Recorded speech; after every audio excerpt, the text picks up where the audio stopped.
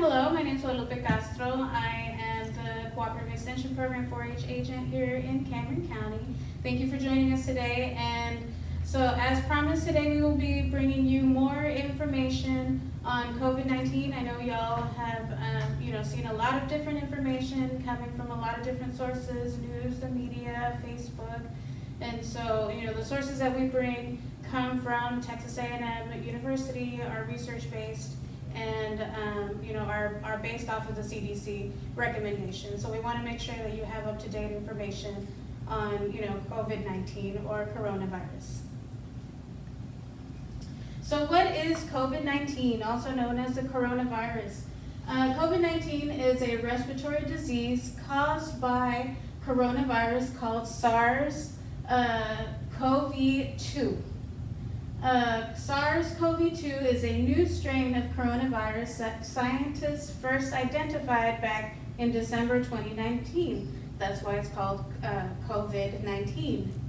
Because it is a new disease, humans have not built immunity to it, and scientists are still learning how to treat it and refine ways to diagnose it, which is why it's such a big deal right now, because it's something very new, it's something our bodies have never had before. Coronaviruses are common in humans and many animal species. For example, the common cold is caused by a coronavirus. COVID-19 is not the same as the flu. You're going to hear a lot about, symptoms being flu-like, but it is not the same. Seasonal flu is caused by a different virus called influenza. The seasonal flu vaccine is effective in preventing many flu illnesses, but it does not protect against COVID-19.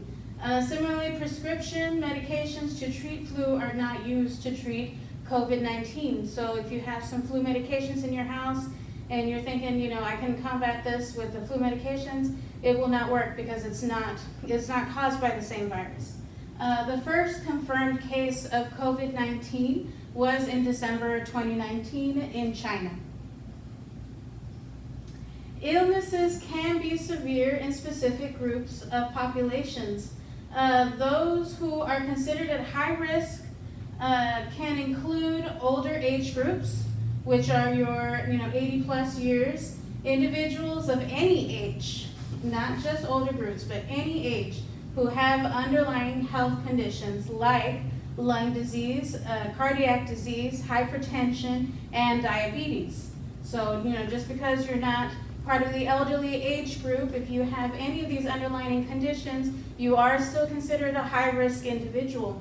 Symptoms of COVID-19 may be like those that experience seasonal flu, as we had mentioned before. Some people with seasonal flu may think they have COVID-19, and some people that have COVID-19 may think they have the seasonal flu.